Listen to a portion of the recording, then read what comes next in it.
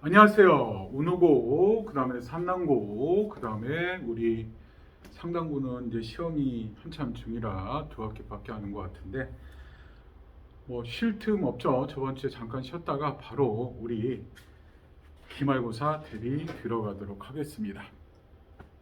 기말고사, 이번엔 중간고사가 굉장히 좀 어려웠던 것 같아요. 운고도 뭐 평균 한 50점대도 안 되는 것 같고, 산남고도 한 55점에서 60점. 그럼에도 뭐 보니까 다 70점대 맞은 친구들도 있고 뭐 그 아래 친구들도 있는데 나름대로 다 잘 본 것 같아요. 다른 친구들에 비하면 썩 나쁘지 않았다고 저는 생각합니다.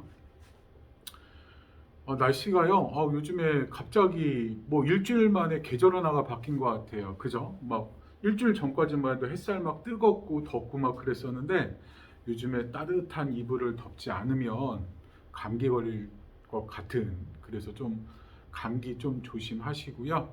건강하게 또 겨울을 맞이하자고요. 자, 거기 오늘 책 아마 안 사갖고 온 친구들 있을 거야. 그래서 원장님이 미리 좀 복사를 해놨는데 다음 시간에는 꼭 좀 사오시기 바랍니다. 백발백중 T 사오시면 될 것 같아요. 자, 고양이가 기른 다람쥐 8페이지부터 가겠습니다. 작품을 감상하는 눈, 고양이가 기른 다람쥐요. 소설인데요. 따뜻합니다. 그런데 요거 좀 중요시 여겨야 될 거, 요걸 보면 너무 사실적으로 묘사를 해놔서 흡사 이 글을 갖다가 수필로 착각하는 친구들 있습니다. 그런데 일단 너희들이 딱 생각해 봐야 될 게, 수필이 이렇게 길어? 조낸 길죠, 이 소설. 그렇기 때문에, 이건 수필이 아니고 실제로 있었던 일처럼 느껴지지만 뭐다? 소설이다라는 걸 알고 계셔야 돼요. 그래서 일단은 요 글은 소설이라는 거에서 출발을 하고, 이 소설을 쓴 이상권이라는 소설가 자체가 좀 이러한 자연과 또는 생태적인 뭐 동물, 생물과 인간의 삶을 연결시켜서 아주 어린이들도 읽을 만하고 어른들도 읽을 만한 그러한 가슴 따뜻한 소설을 많이 썼습니다. 1번 이해와 감상 들어갈게요. 자연과 생명에 대한 따뜻한 시선과, 일단 자연과 생명에 대한 따뜻한 시선 이렇게 좀 메모 좀 쳐주시고요. 그 다음 사실적인 묘사가 두드러지는 작품이다. 그래서 아까 그랬지, 이거 뭘로 착각하기 쉽다? 수필로 착각하기 쉬운데 수필이 아니다. 뭐다? 소설이다. 헷갈리지 마시기 바랍니다. 애정어린 마음으로 다람쥐를 바라보는 어머니의 시선을 따라가다 보면 자연과 인간이 조화롭게 공존하는 법, 자연의 섭리를 따르는 삶, 동물에 대한 인간중심적 사고에 대해 다시 한번 생각해 보게 된다. 이 인간중심적 사고라는 게 서양에서 온 사고거든요. 서양에 소위 철학자들이 뭐 여러 말을 했는데 그 중에 인간은 만물의 척도라고 그래요. 인간은 만물의 척도라. 척도라는 건 잘하는 거거든요. 기준이 된다라는 말이거든요. 그래서 이게 처음에는 그래, 모든 걸 갖다가 인간만큼 똑똑하고 인간만큼 이성적인 존재가 없으니 모든 걸 갖다가 인간의 사고에 맞춰서 판단하는 게 맞다라고 생각을 했는데, 생각해 보니까 이것처럼 무서운 세계관이 없는 거예요. 왜 그러냐면 처음에는 너희들이 안고 있는 이 책상 있잖아. 나무로, 원래는 어느 산에 나무로 있었던 거라고요. 아마존의 밀림의 숲에 나무 있을 수도 있겠고. 근데 인간의 눈으로 이렇게 바라보니 저기에 서 있는 나무 아무 쓸데 없네. 그냥 인간이 공부하는 책상이나 침대로 만들면 좋겠다. 그래서 인간의 기준에 따라서 인간의 합리적인 이성의 판단에 따라서 나무를 다 잘라다가 침대를 만들고 의자를 만들고 책상을 만들었다는 얘기죠. 저 땅에 있는 석탄 저거 땅에 있어봤자 뭐해, 저거 빨리 캐내가지고 저걸 갖다가 우리 인간에게 따뜻하게 하는 게 더 효율적이고 효과적이다 라고 생각을 해서 석탄과 석유를 파내서 그때부터 열심히 떼기 시작한 거죠. 어느 면에서는 산에 나무가 서 있는 것보다 저 땅속에 깊이 쓸데없이 박혀있는 석탄과 석유보다는 인간을 위해서 책상이 되고 인간을 위해서 연료가 되는 게 합리적이라고 볼 수 있죠. 그렇게 뭐 말해서 몇백 년간을 살아오다 보니까 이제는 어느 일들이 벌어지냐면, 요즘에 기후변화가 장난 아니잖아요. 그죠? 매일 뉴스를 들어도 세계 여기저기서 뭐 홍수가 났다, 혹은 기근이 생겼다, 뭐 폭설이 내렸다, 뭐 어디 보니까는 사막에 10년치 내릴 비가 하루에 내려가지고 뭐 홍수가 났다는 얘기도 있더라고요. 사막에 그럴 일이 없는데 지금 난리란 말이야. 이게 다 뭐냐면 인간 중심적 사고 때문에 벌어진 일이죠. 아마존의 나무를 갖다 다 베내서 세계의 폐라는, 세계의 공기를 정화시켜주는 능력이 지금 거의 떨어졌지. 땅속에 있는 석탄이랑 석유를 너무 떼다 보니까 자꾸 이산화탄소가 발생하고 오존층이 깨지게 되고, 그러면서 지구에 많은 변화와 부작용이 일어나기 시작했죠. 많은 지구 환경 전문가들은 계속해서 경고하고 있다고요. 저번에 TV에서도 보니까 막 세계에서 막 들고 일어났어. 이러다가 우리 멸망한다. 내가 보면 멸망할 것 같아. 인간의 이기심이라는 게, 인간 중심의 사고관이라는 게 정말 못됐거든. 그래서 특히 동물에 대한 인간 중심적 사고를 갖다가 다시 한번 되돌아보게 된다. 인간도요, 결국에는 동물과 혹은 나무와 다를 게 없는 자연의 일부분이거든. 그와 내가 공존해야 되거든요. 공존한다라는 건 서로 같이 살아야 된다라는 얘기야. 나무를 베버려서 죽이는 게 아니라 걔도 살고 나도 살아야, 걔가 살아야지 나도 살거든요. 왜? 우리는 자연의 일부이기 때문에.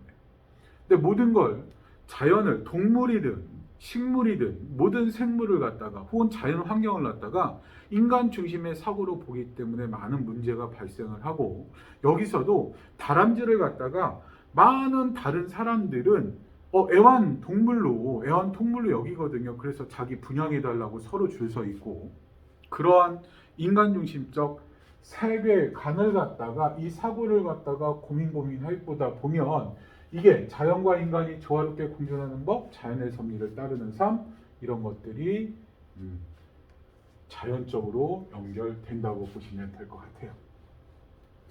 뭐 작가에 대한 문제는 지금까지 나온 적 없으니까. 핵심 정리 들어가겠습니다. 핵심 정리. 갈래는 소설, 중요합니다.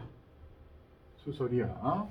성격, 생태적이라고 하는 건 특히 여기서 거의 주인공이 어머니와 다람쥐거든요. 그래서 시점 자체가 1인칭 관찰자 시점입니다. 물론 요 밑에도 다시 나오지만, 이 소설의 주인공은요, 어머니 혹은 어머니가 키우는 다람쥐거든요. 그래서 여기서는 어머니의 딸인 관찰자의 입장으로 이 소설을 갖다 지켜보는데, 어머니께서 다람쥐를 어떻게 키우시는지에 대한 그러한 생태적, 교훈적, 그리고 아까 얘기했잖아, 인간 중심의 사고를 갖다 비판하고 있다. 시간은 현대, 공간은 시골 어느 마을이요. 시골 어느 마을. 제재, 고양이를 어미라 생각하는 다람쥐요. 어릴 때부터 아이들은 그 각인 효과라고 하죠. 아기들보다도 이 동물들은 특히, 그래서 오리 같은 것들, 미운 오리 새끼도 그러한 각인 효과의 어떠한 그 대표적인 모티브로 한 소설이잖아요. 그러니까 아래서 태어났을 때 내 옆에 있는 그걸 갖다가 뭘로 생각하는 거야? 자기 어미로 생각하는 그런 각인 효과가 있어요. 그걸 갖다 모티브로 한 거 비슷한 것 같기도 한데, 여하튼 그래서 우리 동물농장이나 이런 것들 보면은 이종이라고 그래. 서로 다른 종끼리도 마치 자기 자식처럼 어미처럼 따르는 그러한 다큐멘터리나 그런 예능 프로그램에서 볼 수 있죠. 주제: 동물에 대한 인간 중심적 사고. 이거 충분히 말씀을 드렸어요. 동물에 대한 인간 중심적 사고. 동물들이 야생의 본성을 잃지 않도록 배려하는 것의 중요성. 그래서 뭐 특히 동물농장이 그런 얘기가 많이 나오는 것 같아. 무슨 이제 야생 동물이 어떻게 하다가 뭐 다리가 부러져서 뭐 어떻게 해갖고 집으로 날아 들어왔는데 그걸 갖다가 집에서 키우기 시작하죠. 그러면서 먹이도 이제 직접 잡아다 주고 혹은 따뜻한 환경에서 보호를 하다 보면은 그때부터 슬슬 이 동물들이 뭐를 잃게 돼? 야생의 습성을 잃게 되죠. 그래서 나중에는 동물 전문가가 나와서 이렇게 키우면 안 됩니다. 이러면 절대 야생으로 돌아갈 수 없습니다. 지금부터 야생으로 돌아갈 수 있는 준비를 하셔야 됩니다. 그러면서 뭐 숲속에 데리고 가고 날리고 날렸다가 결국 야생으로 보내는 그러한 그 일들이 벌어지죠. 그거는 이제 어떻게 보면은 그게 정상적인 거지. 그런데 동물들 우리가 귀엽다고 다 내가 데리고 키울 수 있냐? 그건 아니잖아요. 물론 대표적으로 개나 고양이 같은 것들은 우리의 반려동물로 인식이 되고 많이 컸지만은 그 외의 동물은 반려동물로 키우기가 쉽지가 않습니다. 여하튼 야생의 본성을 잃지 않도록 배려하는 것이 중요하다. 특징: 어머니의 자식인 나를 서술자로 하여 이야기를 전개한다. 그래서 뭐다? 1인칭 관찰자 시점입니다. 중요합니다. 포인트. 소설에서는 서술자에 대한 문제가 거의 빠지지 않고 나오기 때문에 이 소설은 1인칭 관찰자 시점이다 라는 걸 알고 계셔요. 그 다음 대상에 대한 인물의 애정을 따뜻한 시선으로 제시한. 여기서 대상은 뭐가 되겠어? 다람쥐가 되겠죠. 다람쥐가 되겠죠. 그 다음 전체적인 구성을 갖다가 줄거리를 갖다가 한번 읽고 넘어가도록 할게요. 발단. 좀 소설이 길더라고요. 어머니는 우연히 야생 다람쥐를 만나 함께 지내고 그 어머니의 국진한 보살핌으로 다람쥐는 새끼까지 낳게 되고, 전개. 어머니와 살면서 야생성을 잃은 다람쥐는 어머니가 며칠간 집을 비운 사이에 죽게 됩니다. 어미 다람쥐가 죽게 되죠. 위기. 살아남은 다람쥐 새끼들은 고양이가 키우게 되고 그중 유일하게 생존한 숫다람쥐는 자신을 고양이로 생각해서요, 고양이처럼 막 짖으려고 하고 고양이처럼 막 공격성을 갖게 돼요. 다람쥐가. 결정. 수다람쥐는 어머니가 데리고 온 암다람쥐를 만나 다람쥐의 본성을 되찾아가고 어머니와 다람쥐의 이야기가 유명해져 주변인들이 다람쥐를 얻어가 애완동물로 기르게 됩니다. 처음에는 그 애완동물로 이렇게 새끼를 줬거든요. 그런데 어느 순간 이게 아니구나. 그래서 결말, 어머니는 다람쥐가 야생동물로 살아가길 바라며 더 이상 사람들에게 다람쥐를 나눠주지 않게 돼요. 인물의 특징이요. 어머니, 인정이 많고 따뜻한 성품을 지닙니다. 그래서 다람쥐를 갖다가 그대로 내버려 두지 않죠. 그래서 어떻게든 키워보려고 노력하시고, 자식들과 떨어져 혼자 외롭게 지내던 중 만난 다람쥐를 자식처럼 여기며 돌보.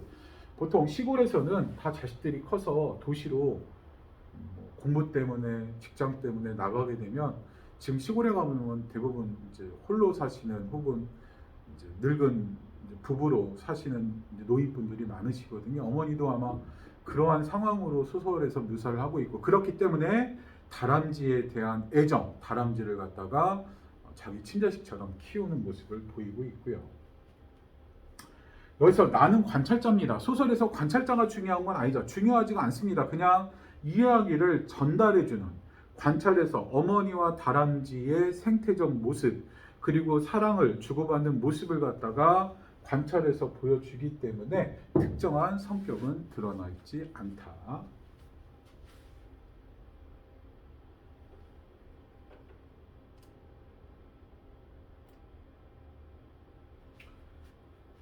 이 다람쥐에 대한 태도 변화가 어머니에게 이제 벌어지게 됩니다.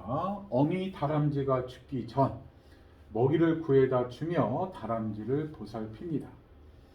어미다람쥐가 죽게 돼요. 이 먹이를 갖다 계속 구하다 주니까 어머니가 며칠 자리를 비웠다고 이 어미다람쥐가 쉽게 말해서 먹이 활동을 못하는 거야. 아, 이렇게 키우면 안 되겠구나. 그래서 동물의 본연의 습성, 야생성을 잃었을 때의 심각성을 깨닫게 됩니다. 결국 어미다람쥐가 죽은 후 인간 중심적 사고에서 이때 먹이를 갖다 주고 이렇게 키우는 것이 다람쥐를 위하는 길이라고 생각을 했던 거죠. 그런데 그게 아니었던 거지. 그 독수리도 그렇다고 하지 않습니다. 독수리가 어느 정도 크면은요, 새끼를 갖다가 둥지에서 밀어서 떨어뜨린대요. 그래서 얘들이 날갯짓을 해서 살아남으면 살아남고 그냥 떨어져 죽으면 죽게 되는, 그게 바로 어떻게 보면 야생성이거든요. 살아남게 만드는 거거든요.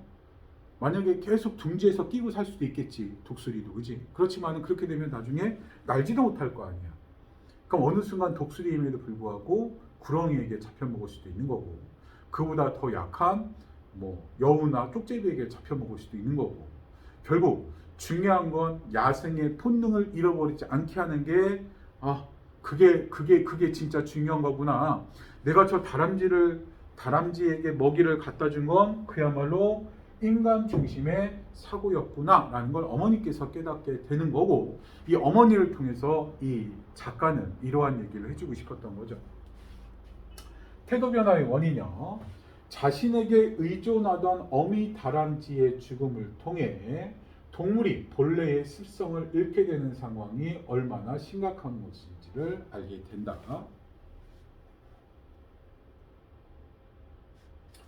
인물들의 상반된 관점이요. 아까 어머니도 얘기했지만 어머니는 인간 중심의 사고에서 어미다람쥐가 죽은 뒤에는 벗어나게 되죠. 그래서 야생동물들이 인간에게 길들여지지 않고 본연의 습성대로 자유롭게 살아가야 한다고 생각한 다람쥐를 야생동물로 인식. 집중해, 이 개새마리들아. 중간고사 끝나고서 아마 많이 내가 왜 공부를 이렇게 안 했지? 이렇게 후회했을 거 아니야. 그럼 집중해야죠. 열심히 한번 해봅시다. 지각 좀 하지 말고요. 기말고사 열심히 준비해야죠. 그죠? 요거 있잖아. 얼마 안 걸려.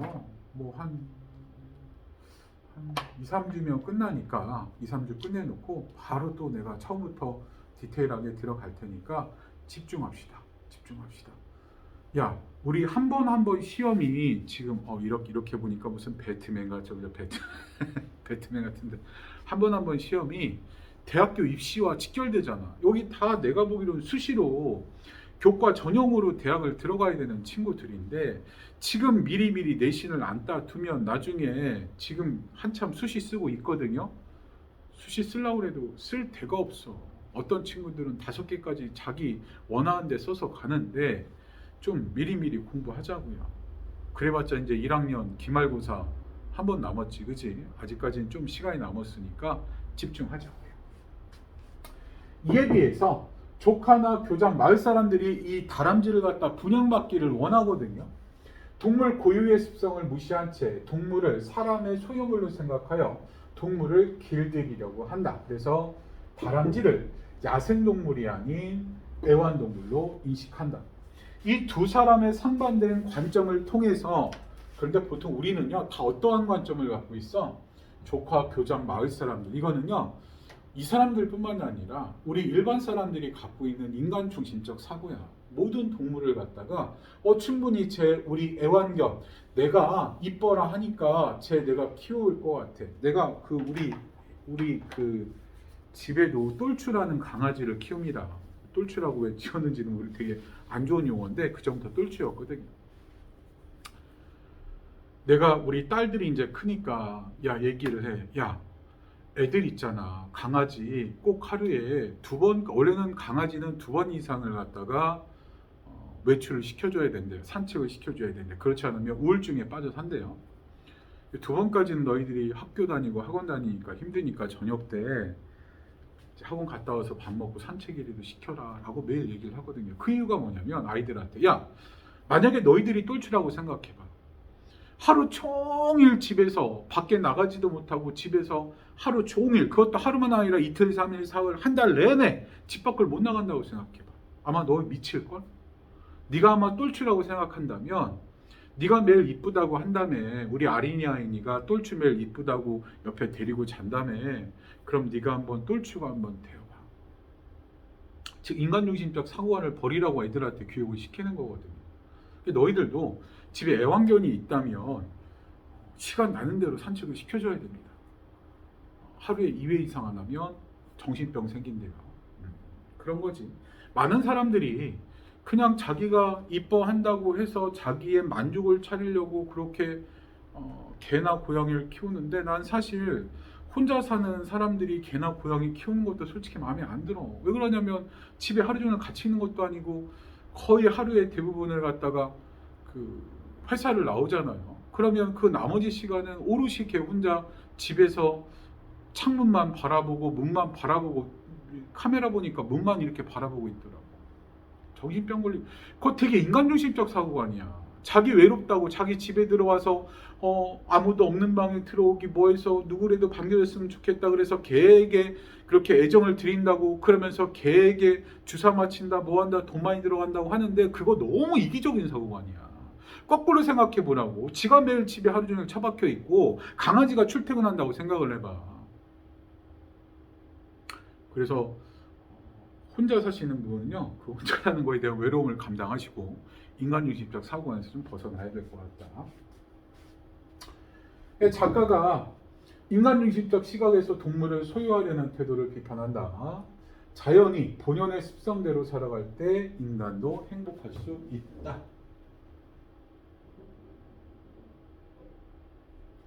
작품에 담긴 가치요. 어머니가 인간중심적 태도로 다람쥐를 보살폈지만 결과적으로 생태계 질서를 교란하고 다람쥐에게도 도움이 되지 못함. 이 다람쥐가 하는 역할 중에 하나가 그거랑 이렇게 그 도토리 같은 거 있잖아요. 이 도토리를 가을에 많이 떨어지니까 많이 모아가지고 이제 자기가 아는 장소에 이렇게 도토리를 갖다가 묻어둔대요. 몇 개씩 묻어둔대요. 그래서 겨울 동안에 이제 먹을 게 없으니까 그 묻어뒀던 그 이제 가갖고 파가지고 이제 그걸 겨울 식량을 하는데, 이 다람쥐가 그렇게 똑똑하지 못하다 보니까 자기가 묻어둔 데를 모르는 거지.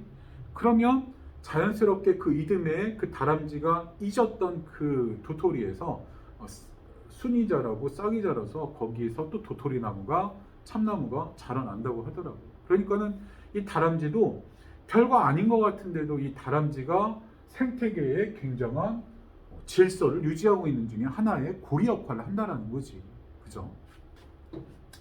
고양이가 기른 다람쥐가 야생의 암다람쥐를 만나 스스로 겨울을 나고 새끼를 낳게 되고요.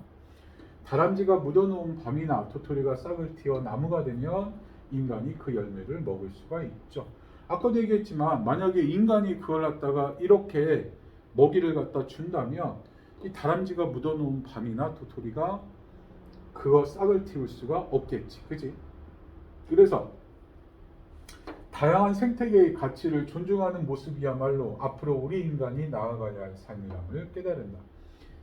모든 생태계에서 뭐 지금 이제 문제가 되는 게 벌의 문제, 벌이 지금 사라져가고 있다. 그래서 인류가 멸망한다라고 그러는데, 아니 벌이 뭐요? 매일 저 싸기만 하면 따끔하고 아프기만 하는데 벌 없어졌으면 좋겠는데요. 윙윙거리고 별 필요 없어요. 벌이 사라진다는 건 가장 중요한 식물들이 수정을 못한다는 거예요. 물론 인간이 있잖아요. 비닐하우스에 이렇게 꽃을 피우면 붓 갖다가 이렇게 인공수정을 해주는 게 있긴 있어. 그런데 아니 온 세계 전체에 깔린 그 모든 식물들을 수정을 어떻게 해주냐고. 그거 다 물론 바람을 통해서 이루어지는 것도 있지만 곤충들이 대부분, 특히 벌이 가장 큰 역할을 하는데, 그 벌이 사라진다라는 건 수정을 못한다라는 거야. 열매를 맺지 못한다라는 건 쉽게 얘기하면은 종족 보존이 안 된다라는 거죠. 그러면 이 생산자인 맨 아래에 있는 이 식물이 생태계가 깨져버리면 결국 최종 소비자인 인간도 살아남을 수 없는 세계가 되거든요. 큰 문제입니다. 그래서 생태계에 필요 없는 존재는 없는 것 같아요. 다 필요 있습니다. 모든 하다못해 벌이나 개미까지도 필요한 존재라고 보시면 돼요. 결국 다양한 생태계의 가치를 존중하는 모습이야말로 앞으로 우리 인간이 나아가야 할 삶이라는 깨닫는다. 가치의 발견형, 경험과 성찰을 담은 글쓰기, 요거는 우리 이 고양이가 기른 다람쥐가 아니라 가치의 발견에서 나온 거니까 이건 수필이야. 수필을 갖다가 읽었을 때 나름대로 자기가 느꼈던, 자기가 경험했던 혹은 들었던 교훈적인 일들을 갖다 씀으로써 다른 사람도 그 글을 통해서 자기 자신을 반성하게 되고 뒤돌아보게 되는 거죠. 지문 살피기 들어갑니다.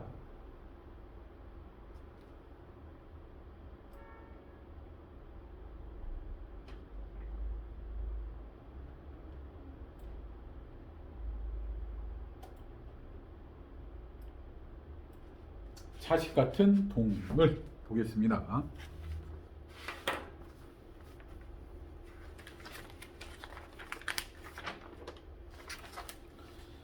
맨 처음 다람쥐가 나타난 것은 1994년 3월이다. 이것 때문에 수필이라 착각하기가 쉽다라는 얘기야.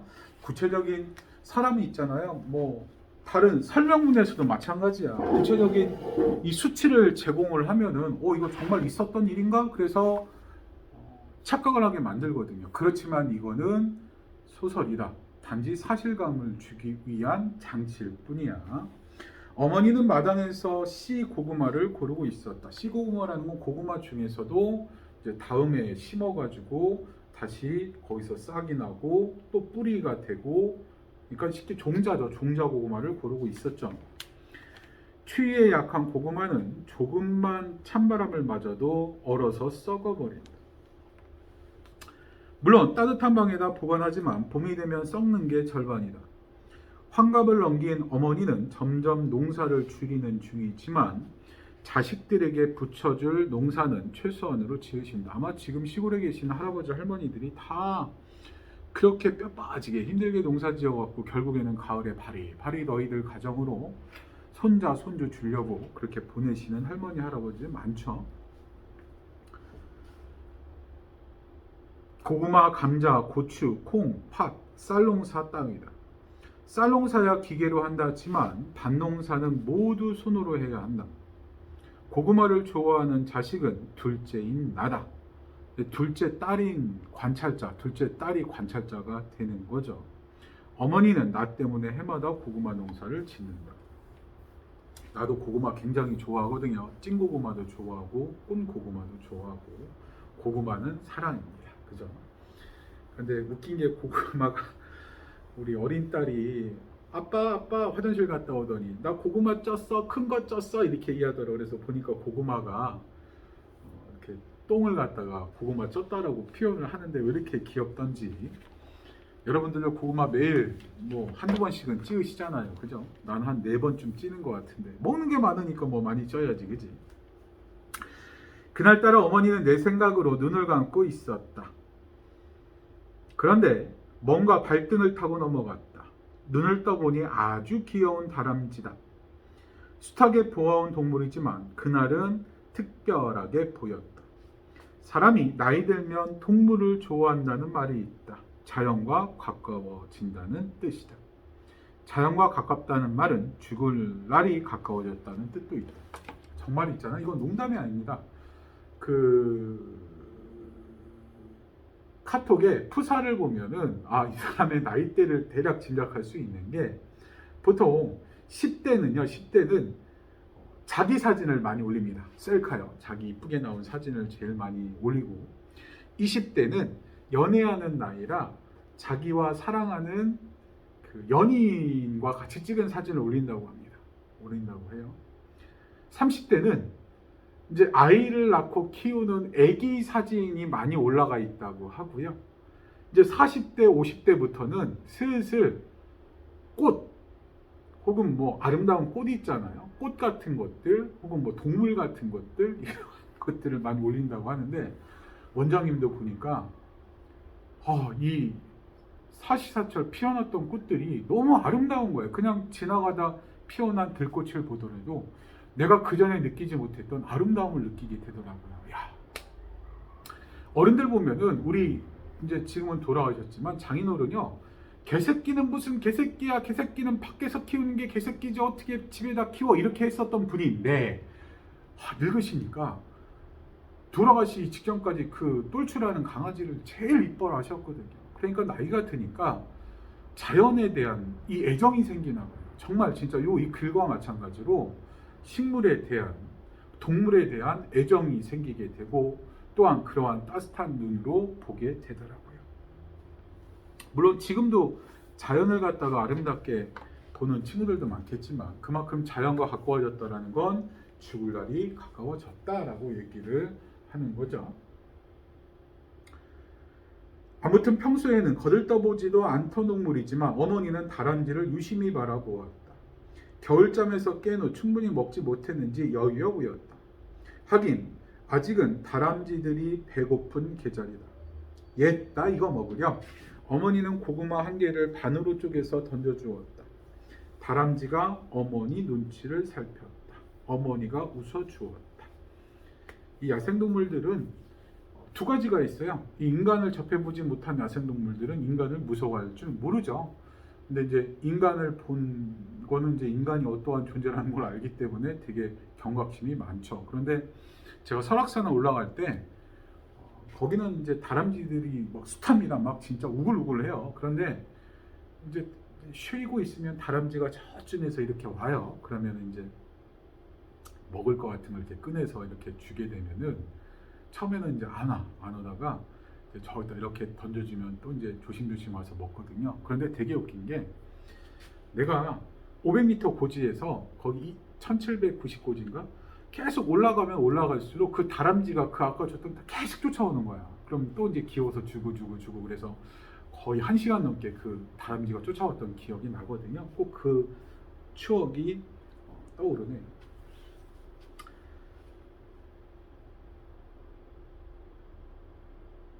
어머니가 웃어주었다. 괜찮다. 어서 먹으렴. 나는 너를 잡을 만큼 빠르지도 않단다. 너를 잡아서 키울 만큼 부지런하지도 않고 너를 잡아서 팔 만큼 욕심도 없단다. 그러니까 안심하고 먹으렴. 어머니는 다람쥐가 사람 말을 알아듣는다고 생각했다. 그것은 어머니가 가르쳐준 진리였다. 사람하고 가깝게 살아가는 동물 앞에서는 말을 함부로 하지 말라. 야, 반말은 새가 듣고 반말은 쥐가 듣고 낱말은 새가 듣는다. 이런 말도 있잖아요. 그게 다 속담이 괜히 있는 게 아니란 얘기야. 특히 자기가 키우는 소 앞에서는요, 절대 흉한 말을 해서는 안 됩니다. 다 알아듣는다고 해요. 솔직히 개나 고양이도요, 오래 키우면 눈치가 빤하잖아요. 그죠? 말 다 알아듣습니다. 특히 집에서 기르는 짐승들도 사람 말을 알아들어 소도 알아듣고 돼지, 괴, 닭, 염소도 쥐는 사람이 기르지는 않지만 사람과 같이 살지. 그래서 쥐도 사람 말을 알아듣는단다. 어머니는 우리에게도 그런 말을 자주 하셨다. 과연 다람쥐는 어머니의 말을 알아들었다. 어머니가 옆에 가도 도망치지 않았다. 하루 이틀 날이 가고 어머니는 그냥 그날 일을 까마득히 잊어버렸다. 한 달쯤 지났을까 어머니가 시감자를 고르고 있을 때 그 다람쥐가 다시 나타났다. 오냐 너로구나. 그래 잘 왔다. 배고플 텐데 자 먹으렴. 이제 조금만 참으면 배고픈 계절이 지나간단다. 그러니까 부지런히 일해서 식량을 모아둬야지. 아마 겨울 직후인 거예요. 그죠? 다람쥐가 겨울잠을 깬 직후라고 하니까 이제 봄, 계절적 배경이 봄부터 시작을 합니다. 물론 저 뒤로 가면은 겨울 또 지나가고 이듬해 봄까지 계속해서 시간의 흐름에 따라 사건이 진행되고 있어요. 지금 일단 발단의 계절적 배경은 봄이라는 겨. 그러니까 부지런히 일해서 식량을 모아둬야지. 그래야 겨울부터 봄까지 굶주리지 않거든. 다람쥐는 개미보다 더 부지런하다고 들었는데 안 그러니? 식량 창고를 수십 개나 만들어 둔다던데. 괜찮다. 올해부터 부지런히 일하면 되니까. 네, 소설은 그렇게 어렵진 않아요. 좀 읽는데 좀 시간이 걸릴 뿐이지. 11페이지 문제 풀어주시기 바랍니다.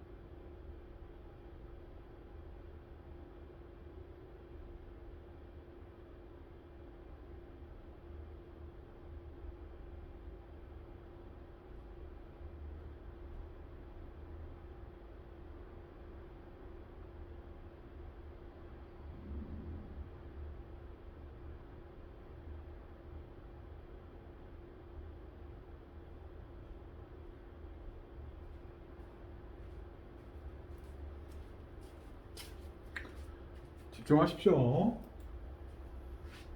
좀 문제 좀 제대로 풀어라. 아이, 꼭 좀 있으면 딴 얘기하고.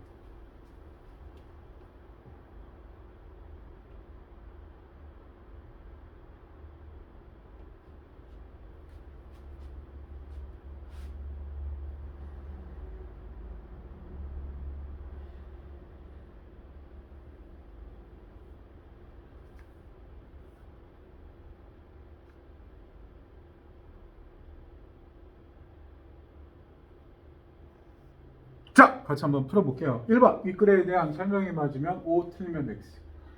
자연과 생명에 대한 따뜻한 시선과 과장되지 않은 사실적인 묘사가 두드러지고, 주인공 어머니와 관련된 이야기를 서술자인 나가 전달하고 있는 1인칭 관절. 맞네. 다람쥐가 처음 나타난 시간을 구체적으로 제시하여 사실감을 주고 있다.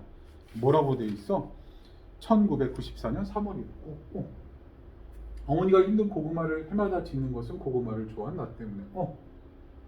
어머니는 다람쥐에게 고구마를 주며 사람에게 말을 하듯 다람쥐에게 말을 건넨다. 애정이 있어요. 다람쥐나 어머니의 호의에 교감하여 여기까지는 맞아요. 첫 만남 이후 매일 찾아온 게 아니라 한 달 뒤에라고 나와. 본문 찾아보면 나옵니다. X. 어머니는 동물들이 사람의 말을 알아듣고 듣는다고 생각하고 자식들에게 동물 앞에서 말을 하지 말라고 가르치셨다. 동그라미. 그죠? 2번, 이 글에 대한 설명으로 적절한 것은 1인칭 관찰자 시점으로 서술자가 드러난다. 동그라미. 서술자가 누구야? 나죠, 나. 소설이나 시적 화자도 마찬가지야. 나나 내나 우리라는 표현이 나오면 시적 화자가 겉으로 드러나 있다. 서술자도 여기서 나라는 표현이 나오거든요. 구체적인 시간 제시했죠. 아까 얘기했지만 1994년 3월 사실감이 느껴진다. 소설이긴 하지만 인물 간의 갈등을 통해 이야기를 전개하고 있다. 갈등이 나올지 안 나올지는 몰라도 위에서는 그냥 어머니가 다람쥐에 대해서 호의를 베푸는 부분만 나오지 갈등 없습니다. 없죠. 인물의 대사와 행동을 통해 사건을 전개하고 있다. 인물들의 대사와 행동을 통해 사건을 전개하는 건 희곡이나 시나리오. 서술자가 자신이 체험한 사실을 직접적 이거 중요합니다. 야, 이거 소설이라고 그랬죠, 그죠? 착각하지 마. 이거 수필 아니야. 답이 그래서 땡. 답 몇 번? 1번, 2번. 적절하죠. 1번, 2번.